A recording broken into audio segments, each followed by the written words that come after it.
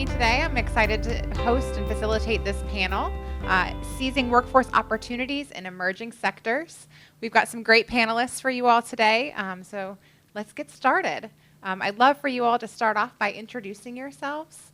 I'd also love to learn a little bit about your past and your history in workforce development and education. It's my understanding that all of you have great, prestigious titles now, and I think that a lot of us oftentimes forget that everybody started somewhere. So I'd love for you to just go ahead and introduce yourself. We'll start with Dr. Hall. We'll go from there. Good afternoon, everyone. It is an honor to be a part of this distinguished panel and to have an opportunity to share on this particular topic. I am the president of the University of the Virgin Islands. This is my 14th year as president.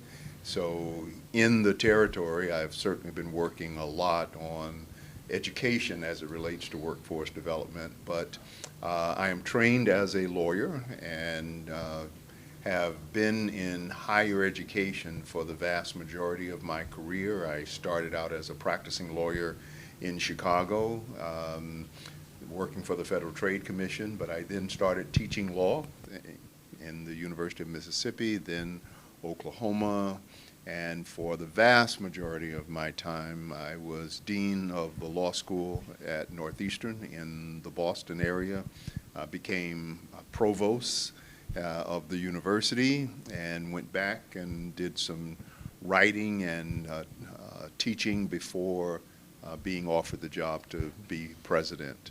I have certainly devoted so much of my time to educating students to be prepared for the marketplace and the workplace.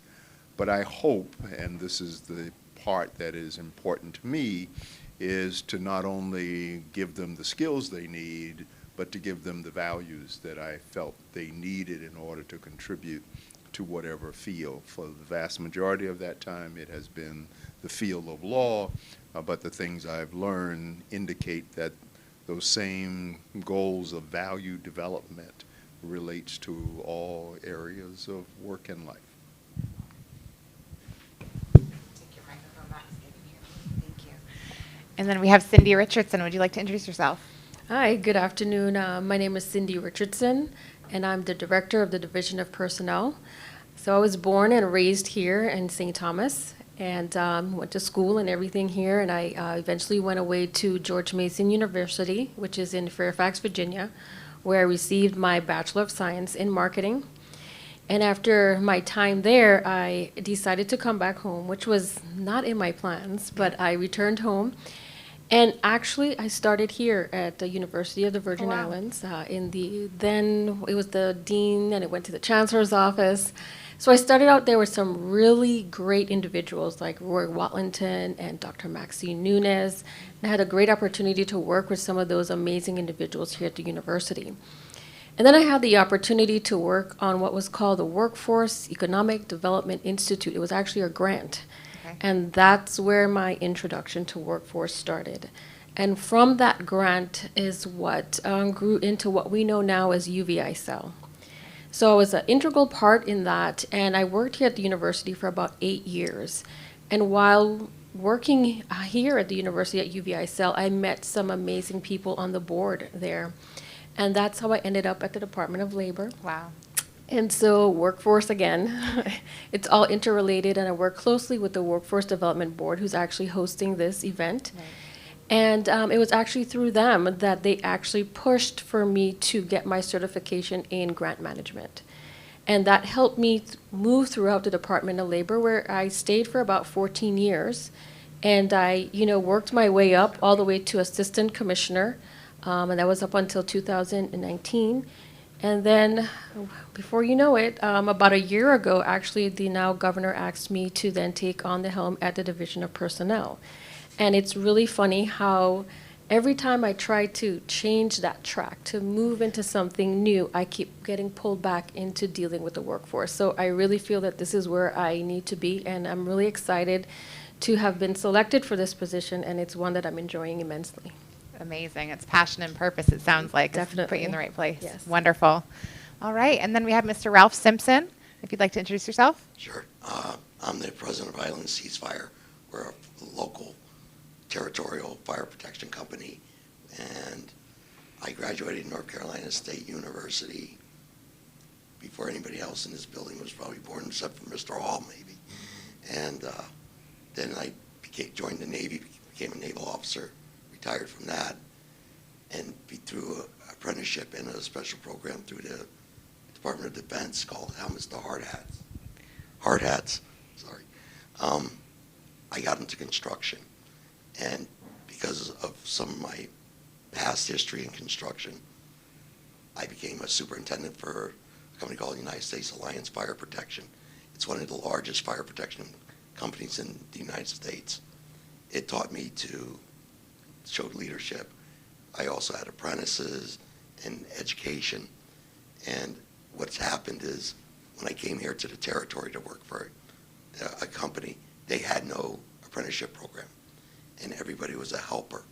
And then they picked one or two individuals to be a superintendent or a foreman, but there was no standardized education to advance those skills.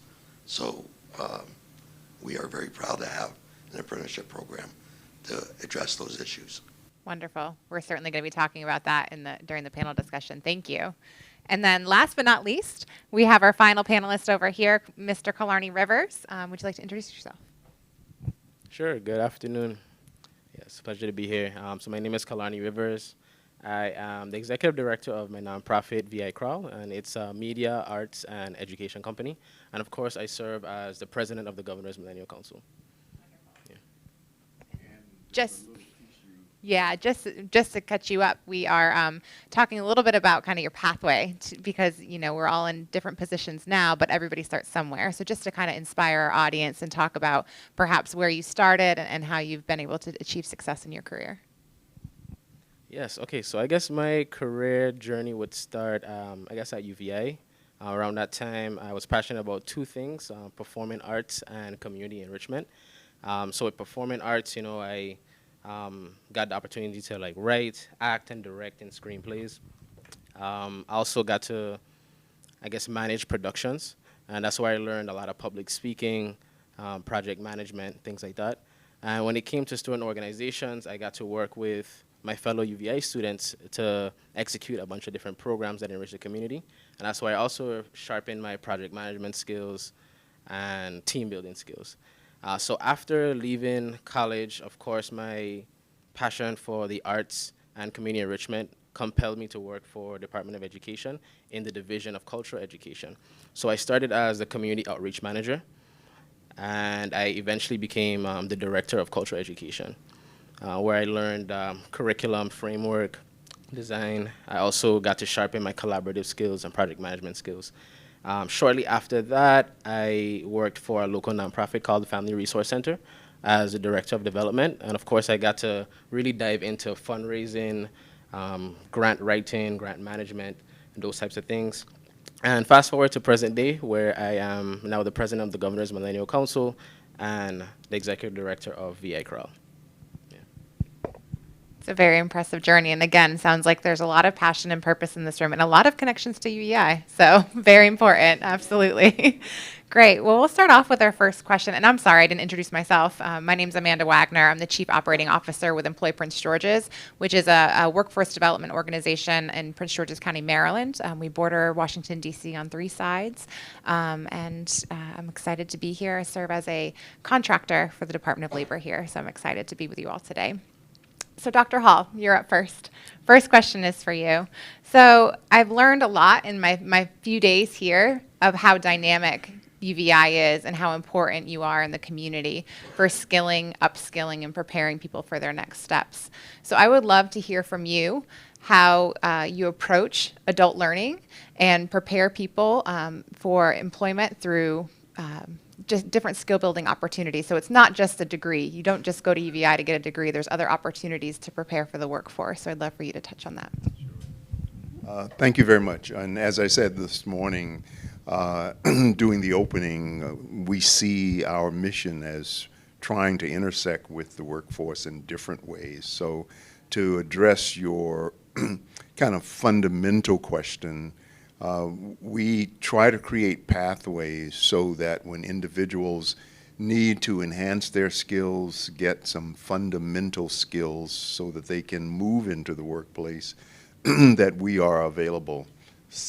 And we have one of the individuals who were there in the beginning, has really been a major way for us to provide short-term training for individuals. Sometimes that's through courses that we offer that we know is needed in the marketplace.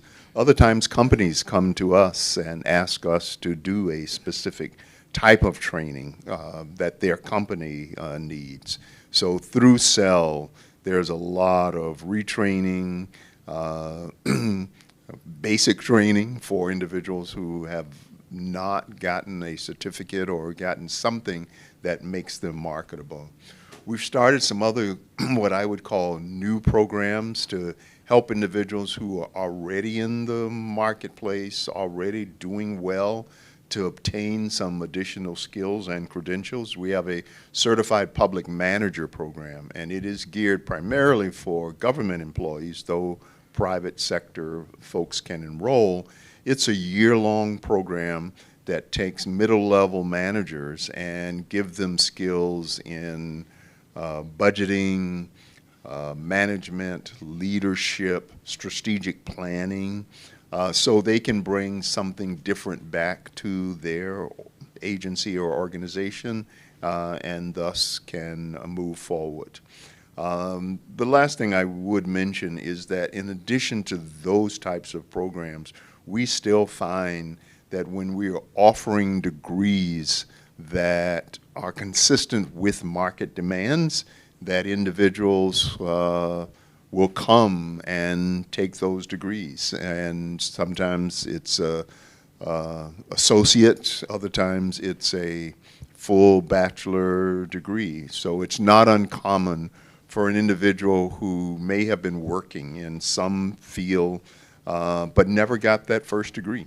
And because of the flexibility that we build into the curriculum where courses are offered in the evening, students are pursuing their degree as they are working in some other field or working in the field that they want to continue in. So that's a small example of some of the things we do to try to make sure that individuals can obtain the skills they need to continue progressing in the workplace.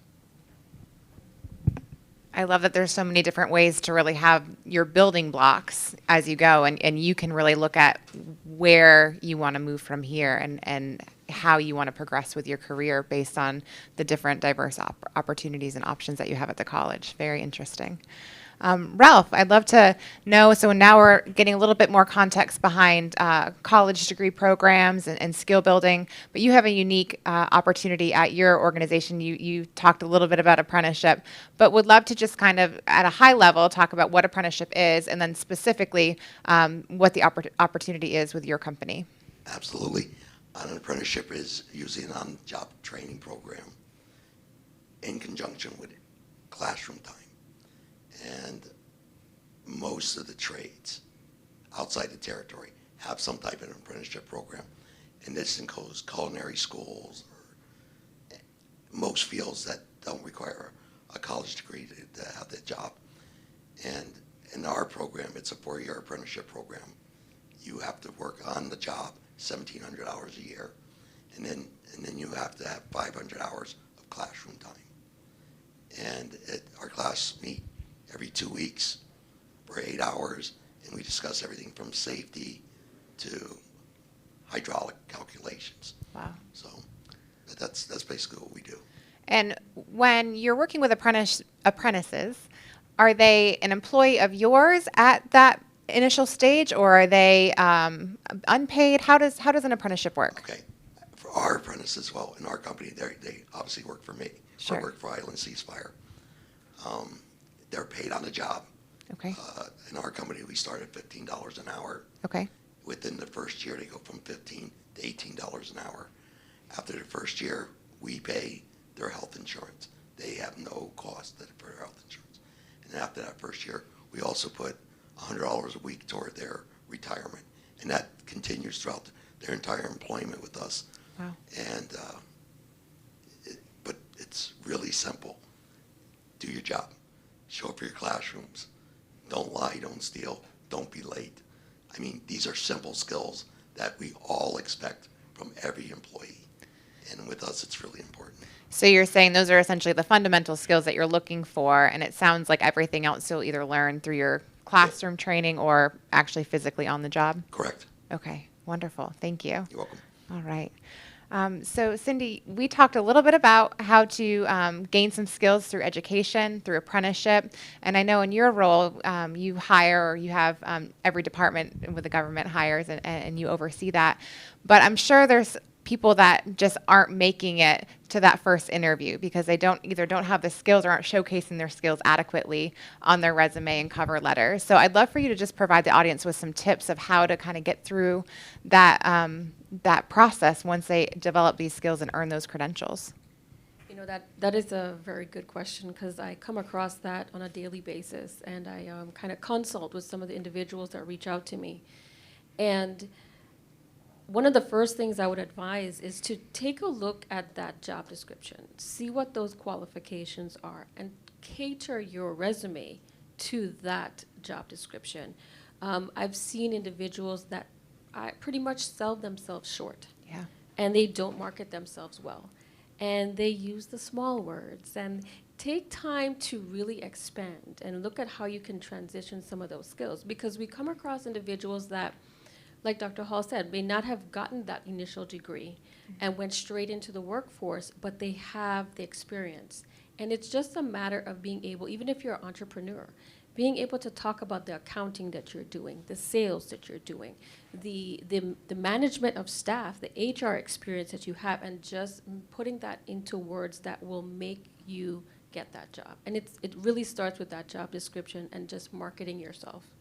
I'm interested to know too, with technology now, Indeed, Career, all of these different websites, when you go and you create your resume and then, you get an alert on your phone that says, there's an administrative assistant position, apply, and you apply to 10 different things. Is that an effective way to apply for jobs, or do you really feel like you need to have an individual resume for each position that you apply for? I think it depends on the individuals and Okay. on what their background is and what industry they're looking at. And I don't ever have just one resume. I have Awesome. 3 and 4 different versions of my resume that would cater to the type of job that I would apply. And that's what I would advise. Don't just stick to that one. And what happens is that sometimes we stick to, or we're on a job for a period of time, and they're like, and you see something, and they go and they just update it, and all they do is just add on the last job that they had, but they don't take the time to see what changes are there. We don't need to see references available upon request. Right. We don't necessarily need your mailing address, but as long as you have an email or a phone number, that's fine. But numbers, percentages, talk about how much money you've managed. Talk about, put your skill set in a percentage. Grant management, marketing, project management, throw those numbers out. And that, to me, that's what stands out. Because technically, when I look at a resume, I go through it really fast. And Yeah. there has to be something that's going to stand out. Absolutely. That's really helpful. And I think when you're developing your resume, we often forget about the cover letter too. And I'm wondering, when people have things like a gap in their employment, or maybe they are jumping from job to job, are those things you should address in a cover letter, or should you just hope that there aren't any questions? What's your advice there? That's a very good question, because that's one of the things that always jumps out to me, and I always have that question. You can or cannot address it in the the cover letter, or you can address it in your resume and just kind of put what happened. Whether some people do a leap year, Yeah. or they just they take that time off, a sabbatical, or you indicate something within that time so that it doesn't distract me or deter me from putting you on my list of interviews. Exactly. I love that you said that, just being honest, that you really look at a resume very quickly. So it really is just highlighting those key points, and anything that you think like the hiring manager may question this, provide them with that information so that they can go forward and make an educated decision on pursuing you. So that's wonderful. Thank you for that information. Very valuable. So moving over to you, Killarney, I was really interested in the position that you're holding now. I'm focusing on millennials as they're the highest workforce right now in America, right? So I'm wondering, with being a modern workforce, how are people adapting now since COVID-19? And how are millennials really becoming more resilient in today's job market? Are you seeing any strategies? Have they changed their approach to work? Are people looking for remote work? Just interested in specifically the millennial population and what they need in order to be productive in the workforce. Yes. So, I mean, as we all know, the COVID-19 pandemic really shifted social norms and work norms. And so, for the first time in a long time, many people were working virtually. And I think you asked about resilience, and I think this impacted employees who are usually millennial and Gen Z just as much as it impacted employers who are usually older generations. So, as it relates to employees, like I said, with this virtual opportunity, for the first time, people are looking into opportunities globally. So, I mean, I could be based in St. Thomas, but also have a job and have a job for a company that's in Boston, right? And so I think millennials should be always trying to upskill, always try to get new certifications, take new courses, so that that way they're competitive not only locally but globally as well. And you asked what type of skills they should be trying to develop. So a couple high priority skills for virtual work would include things like project management, course creation, graphic design, videography, social media management. And just to be clear, just about every industry has opportunities for remote work. So just always brushing up on IT skills and virtual communication skills is always a good move. And then I did mention that it has an impact on employers as well. So with employees now having the option to work just about anywhere, now millennials and employees are now in a position where they can negotiate with their employers. And if it's one thing that COVID taught us is that health is wealth, so we're prioritizing self-care for the first time in a long time. And so I think for employers to be more resilient, they should be implementing different types of self-care, regimens into the institutional policy. So even looking at things like increasing sick days or increasing PTO, I've even seen situations where some employees work Monday through Wednesdays in the office, and then Thursdays and Fridays they work from home. So those are some things that both millennials and older generations can implement to be more resilient. I think I'm an example of all of those things. So great points. I'm a remote worker. I live in South Carolina and work in Maryland. So I'm definitely very familiar and acclimated to the new way of work. So thank you for that. So thinking now about kind of next steps, we have people in the audience who may be thinking, maybe an apprenticeship or maybe going back to school is something that I really want to look at. And I love, Dr. Hall, that you talked about those who have been in the workforce and have already started their career pathway, but maybe are interested in upskilling and moving to that next step. So I would just love to hear from you when you're talking to your faculty and trying to get people to join the university for school, but they feel like it's intimidating or it may not be the right place for them. How do you attract adult learners and make them feel like this is really home for them? They really can't, it is a value to come back to school. Well, I'd like to address that in two ways, because I think there's some things that the adult learner needs to understand, and then there's a role that the institution has to play. My experience is that there are three main barriers to adult learners deciding to come back, especially when they have been out for a while. The first is confidence, the second is financing, and the third is being able to manage the life-study balance. In regards to that first one, just to elaborate a little bit, I am amazed at how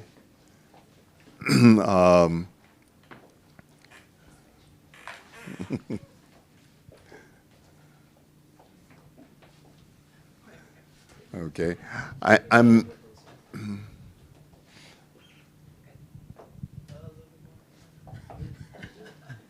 Dr. Hall invested in these great desks. sure, we understand. Okay, just to, ready now? Okay. Uh, You may be blocking one of our students over there. It is always worth recognizing just how intimidating educational institutions are for individuals who have been out of the education system.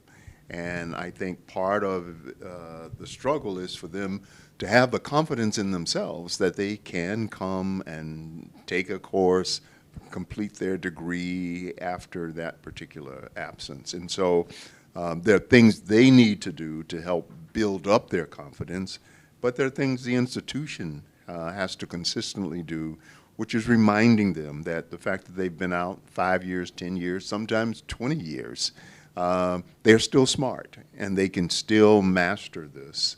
We try to, through our Center for Student Success, work with individuals who have been out for a while. We work with all students because even high school students coming to college need support, both the substantive support, but just the emotional support to let them know that they can do it. But our Center for Student Success assists in that regard as well. That second barrier is finances, because often the person, by the time they are thinking of doing this, have family, they have other financial responsibilities, et cetera, and they have to struggle with, can I do this? Can I pay the tuition, et cetera? The good news about UVI is that we provide so many opportunities to support students. We have a free tuition program, and that program is structured not just for high school students, but if someone has been in the workplace for 20 years and never got their first degree, it applies to them just as it would to a high school student coming. We have a number of scholarships that are available. We have companies in the RT Park that contribute to creating scholarships. We have other donors. And so we try to make those scholarships available for all students, but certainly for adult learners. When you are truly an adult and you are a senior, there's scholarships that are set aside specifically for seniors, where seniors don't have to pay at all. So even if they don't qualify for free tuition because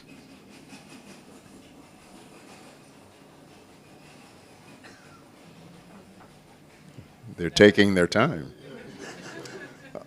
Even if they don't qualify for free tuition because they're not a Virgin Islander or they unfortunately didn't graduate with a 2.5, the senior citizen program has no qualifications. If you're a senior citizen, you can take courses.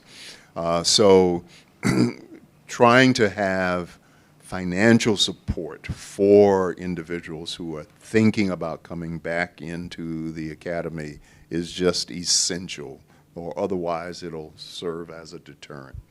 And in that final one, and this is the hardest of those two, is that when an individual makes this decision, they are now having to juggle taking care of their children, taking care of home responsibilities, maybe still working, and now they have added on a course of study.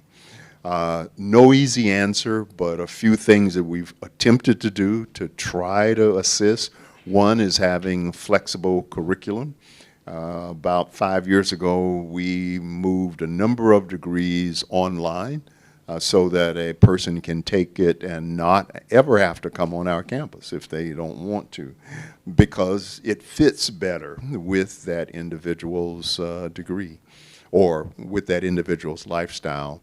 We've also created a child care center on campus, which is specifically for students, number one, then our employees, because we heard from students, I would like to come, but that means I'm going to have to bring my child to class. And of course, that gets to be very disruptive. So on both of our campuses now, we have child care centers. They are there for individuals who want their child to be there all day long, but they are also there for those individuals who may have some child care in the day, but when they're taking a class at 6 o'clock, there is no one, and so it becomes a resource.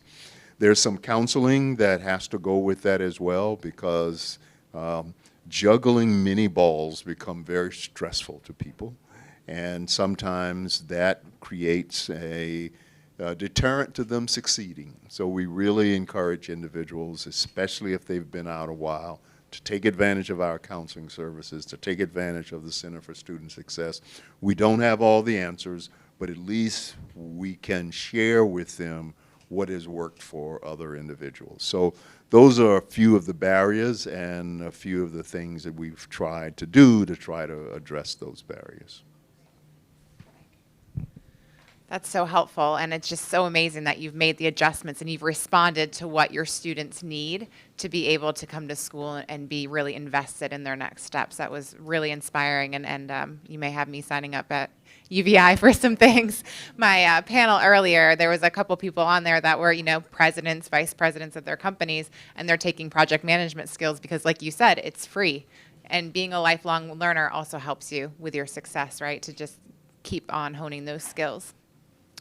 Ralph, moving on to apprenticeship, just interested in your company, not just your apprentices, but those that you hire in general. I think that a lot of what Dr. Hall said, is removing those barriers and preparing for success. But one thing we haven't touched on in depth yet is your mindset. So you can be prepared and, think this is a good idea. I need to go back to school or I need to get training. But you can't be successful without the right mindset. So I'd love for you to talk a little bit about what you look for and how to prepare for success. Absolutely. What we all forget, even in private industry, our most important asset is in our buildings. It is in our equipment. It's our personnel. And like the young man was saying earlier, the millennials have learned to negotiate.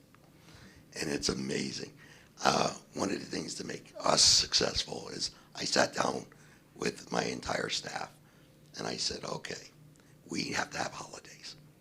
I said, you guys, sit down. I shouldn't say guys, you people, because we have, in my company, we have a young lady that's 23 years old. She's our superintendent. We have our office manager. She pretty much keeps me in line. And so I said, sit down. Give me your holidays. They came back with 12 holidays. And I went, okay. And I'm looking at it, though. What they didn't put on there is the day after Thanksgiving. I'm old. I've done this a long time. Yeah. Nobody, even if you come to work after Thanksgiving, you're not working. I said, I'm going to pay you for the day. Yeah. And of course, I was partially raised in the Bahamas, so I understand the stateside point of view and the Caribbean point of view. They didn't have Juneteenth on there, and I was amazed by that. And I went, well, I'm putting Juneteenth. I'm going to cover that. So now we have a board that says employee picked, and I says owner added, because this is how you become successful. Right. And when my crew comes together, we have a monthly meeting. And at the end of each meeting, I say, okay, everybody leaves, stay with me. And I sit and I have an individual conversation with her. And then I'll say, send in Dr. Hall. And I'll say, how are you doing personally? What's going on in your home? I can't fix everybody's problems, but at least I can listen. And that's the area towards success. And what I expect from them is to be honest back. Yeah. So we all work together as a group.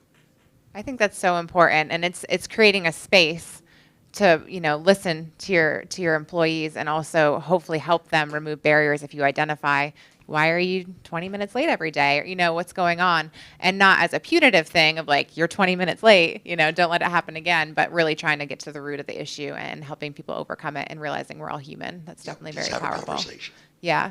Interested if anybody else wants to jump in on mindset, anything else that you recommend for people in order to kind of move on successfully?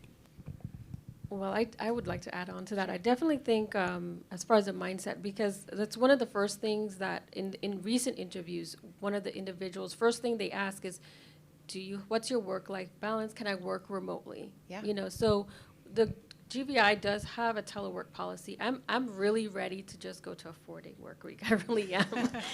But, one of the things that we did at the Division of Personnel is that we have what's called a wellness day. So at the end of the year, everybody picks, we have all the dates already selected. They pick a Friday. It's all on Friday. Yeah. And you have to take that day off and do something for yourself. There's no answering of the phones, there's no email, there's nothing, but you have to do something for yourself. And it could be from a spa day to just vegging out in front of the TV. But you have to document it for the entire staff to see whether it's an email to everyone, a video, and just share it. I love and that. you can't get credit for it unless you document it. I was disqualified in the first, my first. Were you go still on around. your email? I was. Your video from, was you on from your. 6 to 10 a.m. I was answering emails, and they're like, "Director, you're just disqualified. You're not getting today." But that's You're what not leading by example. Yeah. So that's what I did at the Division of Personnel for the staff we did it on a Friday because we used to do random days, but I changed it to a Friday so they can get that whole weekend experience. Yeah. And it's really been beneficial. And it's just little things like that. And I'm also, at the same time looking for other ways just to build that balance because we talked about resilience and we have to take account for our physical, mental, and emotional health. And it's Absolutely. important that your staff, take that time for themselves because if they're not bringing their full self to work, then you're not getting the full effect of what you're asking them to do. So adding that piece of it really helps. I love that. And I would definitely be one on the couch, just, kids at school and mom just gets to lay on the couch for a while. That sounds magical. That's great. Anything for you about mindset?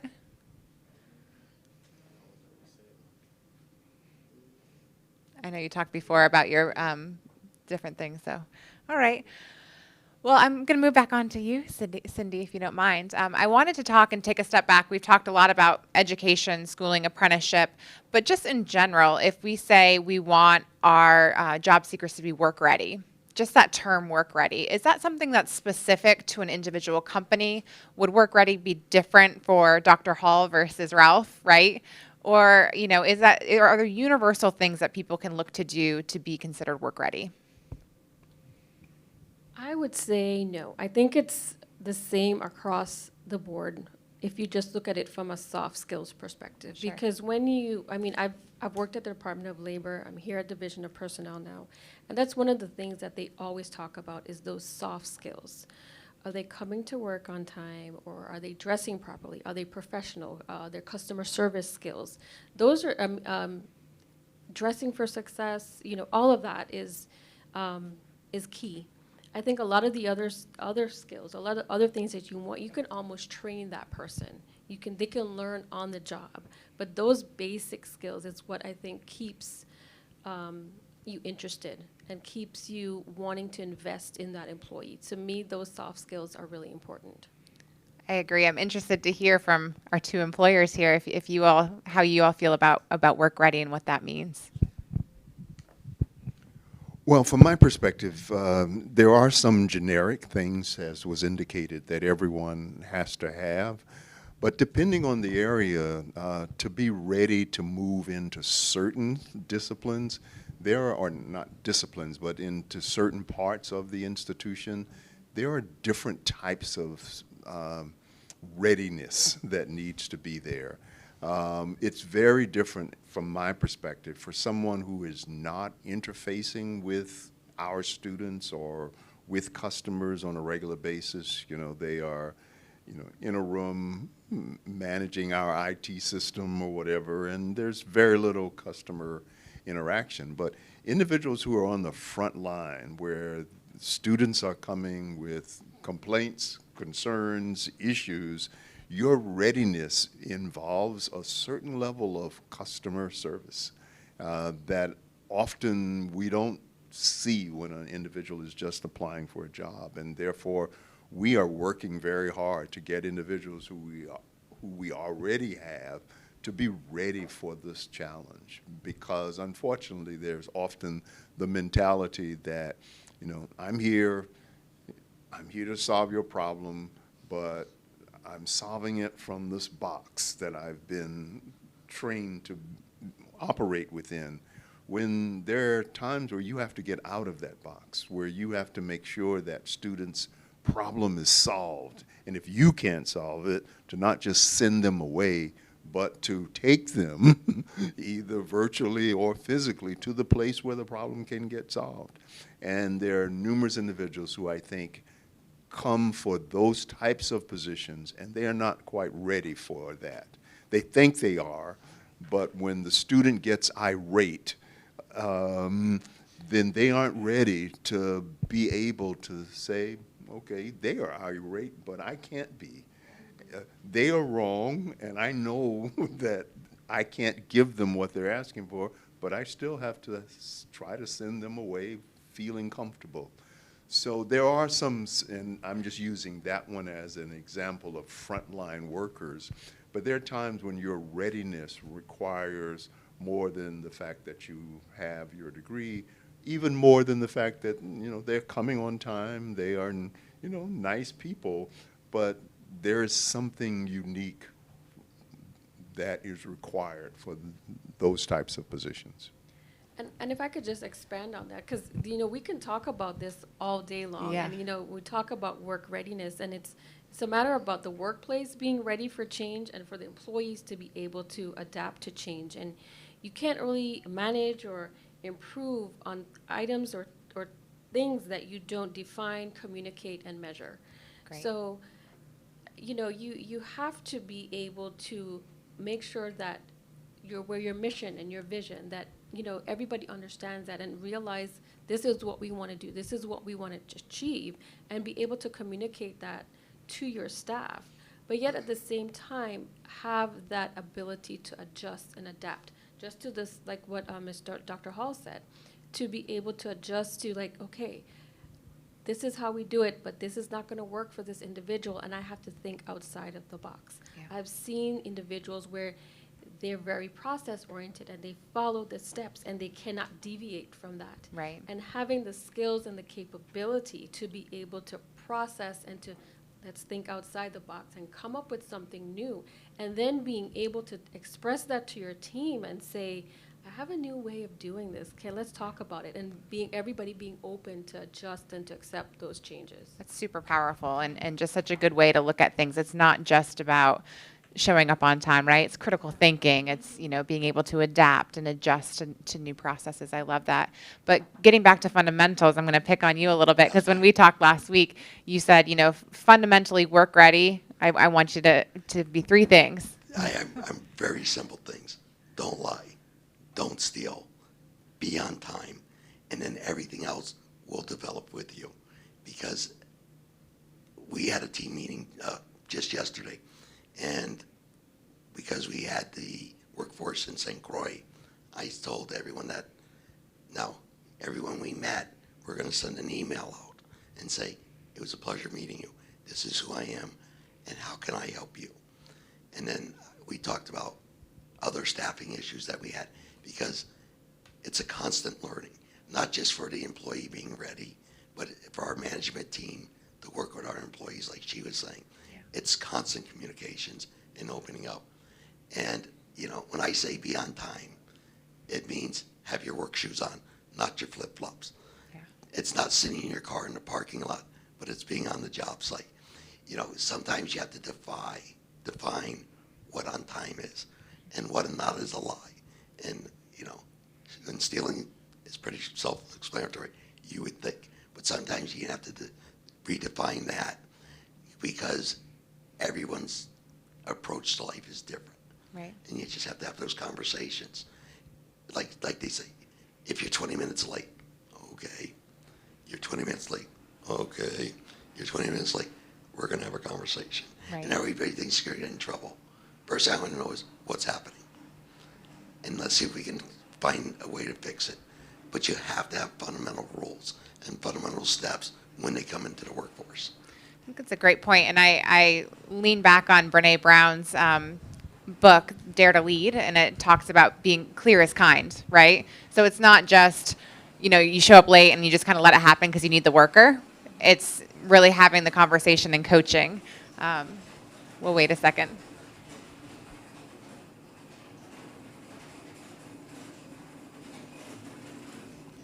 So this is where the construction guys will get yelled at because they're having a clash and we're moving equipment around.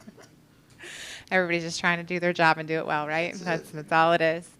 Killarney, I want to come back to you and have you all jump in as well. But I'm so interested in the millennials and adapting to the workforce and really having a voice in the workforce.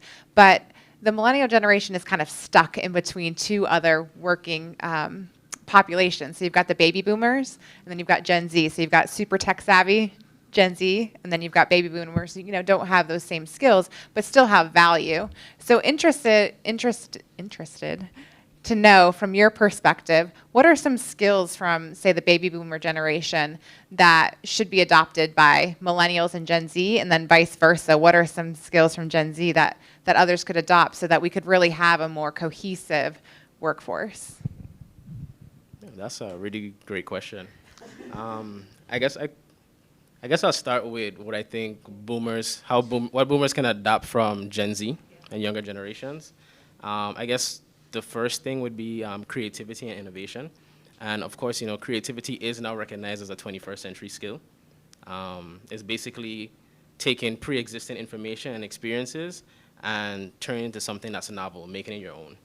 And so, like, just the mere fact that we grew up in the information age and the social media era, we get exposed to ideas at alarming rates, And so without even realizing it, we became attuned to modern trends, and we're able to digest information and package it in really captivating ways. So I definitely think creativity and innovation is something that boomers can adopt from us. I guess another point while we're on creativity and innovation would be navigating the internet and research. And the best way to, I guess, to explain this would be to tell you about an experience I had with an older coworker. And I remember she must have been researching something for about 30 minutes. She was just getting frustrated and making a bunch of noise in the office. And finally, I decided to go over there and see what's going on. I look at her screen, and it's 4 to 5 sentences in the Google search bar. And I'm like, why is it so long? So I took that and I turned it into five words. And instantly, in seconds, it came up. And she just couldn't believe how quick I was able to find that. And that's just second nature for us, Right. So those are the two things I think boomers can adapt from our generations. But in terms of the other way around, I do think millennial and Gen Zers, we rely sometimes too much on technology. So I guess the skill we would be able to adopt is interpersonal skills. So sometimes we forget that on the other side of the laptop or an email or a letter is a person, right? So we rely on our phones and stuff. We come up with all these ways to research things, whereas a boomer would just go into the office, talk to someone, form a relationship, and get a lot further than we would. So that's definitely something that we could adopt, interpersonal skills. And I don't know if this last one is a skill, but definitely keeping it simple. So boomers are famous for saying, KISS, keep it simple, stupid, and don't reinvent the wheel. And I think millennial and Gen Zers, because of how we grew up, we're so focused on coming up with these novel ideas, these novel concepts, that it stops us from taking action. And sometimes it's just about moving on to the next step. So I think that is something else that we could adapt, just being willing to just go out there and take action without everything being picture perfect. Going viral, right? We don't all need to go viral on all things, yeah. We actually had a conversation before you jumped in the room, too, about even the desks. And, Dr. Hall and Ralph were saying when they were younger, the desks were all in a line, and you did what you were told, and you listened, right? And then Dr. Hall had to learn, I have to have classes where we can huddle and collaborate and be together, and just those different forums are just so powerful, and you're learning from both that it is important to listen, show up, pay respect, and follow through. But there's also a lot of value in collaboration, communication, innovation from the two. So I thought that was a really interesting comparison, certainly. Anybody else? Well, first, I want you to just see what we produce at UVI. Wasn't that a very thoughtful answer? And there's very little I can add to that. Many of the things he said were the things that were going in my mind. But just 2 points. One is that, when we put people in generations, we have to understand that our experiences are different. But there are upsides and downsides to those experiences, and there's a lot to learn from each other. And the problem is we don't create the environment where that cross-learning, we're putting people in boxes, and then it's not creating that type of synergy that we need. The one thing I would say, though, that is affecting institutions and organizations, that is a product of the mentality that millennials and Gen Z's bring, is not having only temporary commitments to institutions. Yeah, I mean, it's like I have hired so many individuals that are part of this generation, and they're here for 2 years, and then they're off to the next experience. And my daughter, who falls into this category, is the same way. I work here a year, work there a year, and it's wonderful for them because they get exposed, and I appreciate that freedom. But as an employer who needs stability in the organization, it really creates some challenges. And we really have to figure out how we can, as institutions, be able to let people know the benefits of staying a little longer, not 30 years, and we have many individuals who have stayed at UVI that long, but at least more than 2, so that we can have more continuity and we can benefit more from what they have to offer.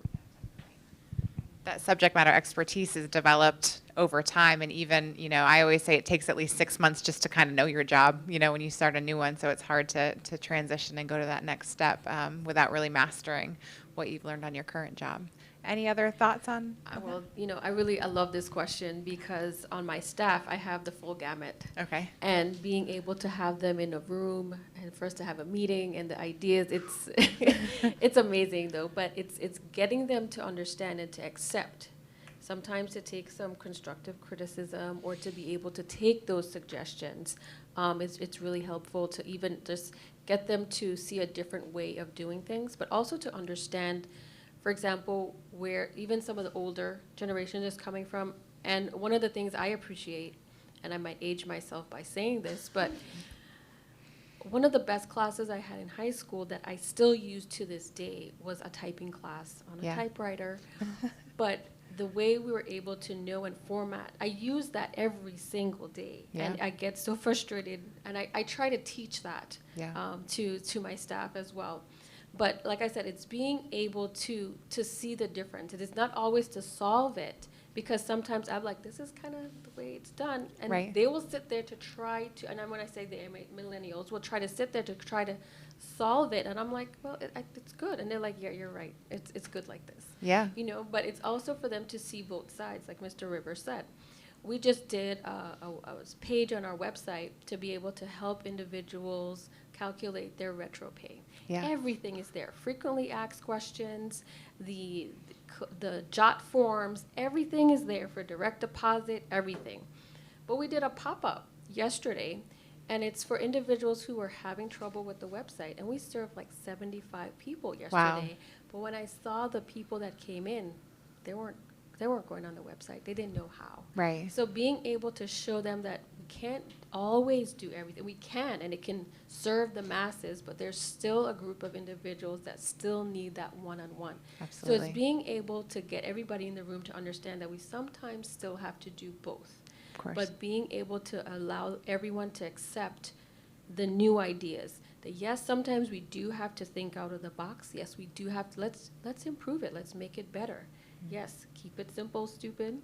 Right. Yes, do all of that, but yet still, let's work smarter, not harder. Absolutely. It's really helpful. And one of the things I wanted is Dr. Hall talked about it. As an employer, and I have a 4-year apprenticeship program, that two-year turnaround, I'm not making money. I'm literally, for the first 2 years, I'm paying to teach. And I start making money on that individual the beginning of their 3rd year. So we've sat down, my upper management, and we are offering, and this is for every employer, and everybody's system works differently, but we're doing $100 a week toward retirement for the first 10 years, and then they're vested to take it. If you don't work for us for 10 years, you're not going to get it. Yeah. And unless you put your matching funds in, you'll get back your matching funds plus whatever interest rates that return is. because we are investing into you as an individual. And, it's kind of like the carrot. Yeah. We're going to dangle that carrot but you're going to learn, you're going to grow with our company. But the turnaround, we can't do the 2 or 3 year turnaround. There's no. I love that you have that investment into your employees, because that's one thing. People that transition, they don't have that same investment of, I'm going to have a pension with this company, or there's that extra benefit. So it's great that you've identified that and, have people stay because of it. That's great. Yeah, fingers crossed. I think we're pretty close to time. I'm wondering if any of you all have any last minute remarks or anything else you'd like to talk about in order to develop an emerging workforce. But I think our conversation has been very robust, and I appreciate your time.